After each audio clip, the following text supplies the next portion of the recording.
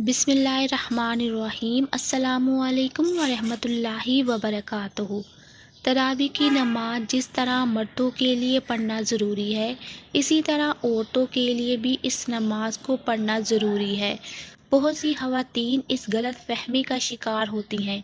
वो ये समझती हैं कि शायद तरावी की नमाज सिर्फ़ मर्दों के लिए पढ़ना ज़रूरी है, औरतों के लिए इस नमाज को पढ़ना ज़रूरी नहीं है।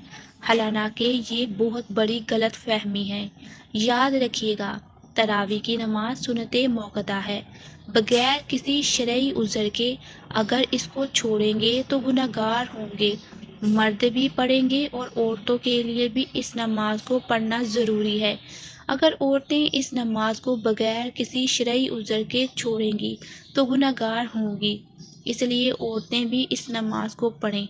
अब मसला ये है कि मर्द हजरात तो मसाजिद चले जाते हैं, जहाँ पर बाकायदा तरावी की नमाज जमात के साथ अदा की जाती है, लेकिन ख़वातीन घर के अंदर इस नमाज को किस तरीके से पढ़े, इस नमाज के पढ़ने का तरीका क्या है, इस नमाज की नीयत कैसे करेंगे, इस नमाज में कौन सी सूरतें पढ़ी जाएंगी।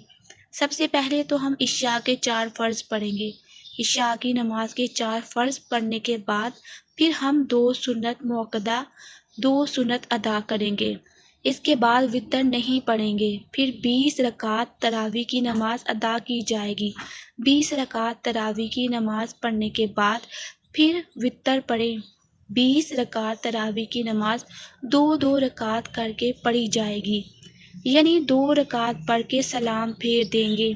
अगर आप 4 रकात पढ़ती हैं तो तब भी कोई हर्ज नहीं है, नमाज हो जाएगी, लेकिन बेहतर नहीं, मुनासिब ये है कि 2-2 रकात करके पढ़ी जाए।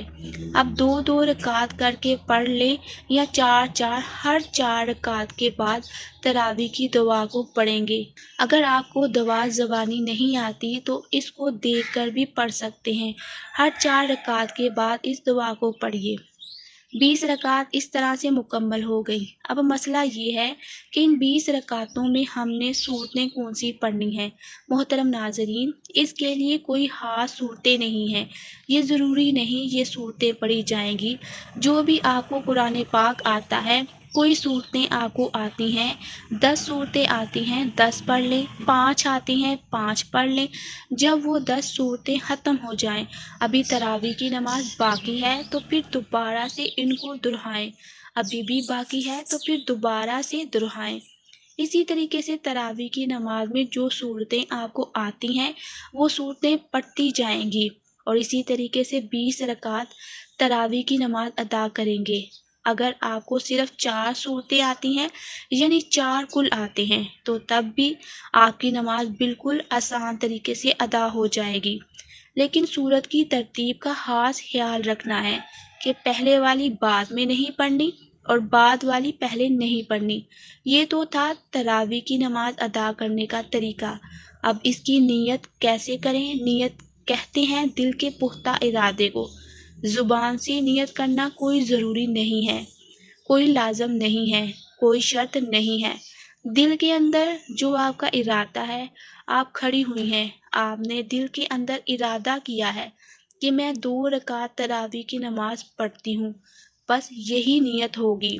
इसके अलावा कोई ज़ुबान से नीयत करना या कोई ज़रूरी नहीं है, लेकिन उल्मा बयान फरमाते हैं कि ज़ुबान से नीयत करना ये मुस्तहब है। अगर आप ज़ुबान से नीयत करें तो इस तरह भी कर सकते हैं कि मैं नीयत करती हूँ 2 रकात नमाज तरावी वास्ते अल्लाह तबारक व तआला के, मुँह मेरा काबा शरीफ के अल्लाह अकबर।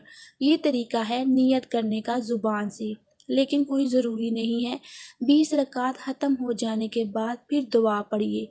दुआ करने के बाद फिर वितर की नमाज पढ़ी जाएगी। फिर चाहे तो आगे नफल भी पढ़ सकते हैं, चाहे तो ना पढ़ें, वो आपकी मर्ज़ी है। वितर पढ़ने के बाद आपकी नमाज ख़त्म हो जाएगी। ये नमाज तरावी अदा करने का तरीका है। औरतों के लिए बेहतर यही है कि तन्हा तरावी की नमाज पढ़ लें। अगर घर में जमात हो रही है तो जमात में भी शरीक हो सकती हैं, लेकिन औरतों का इमामत करना दुरुस्त नहीं है। औरतों की इमामत की कई सूरतें हैं।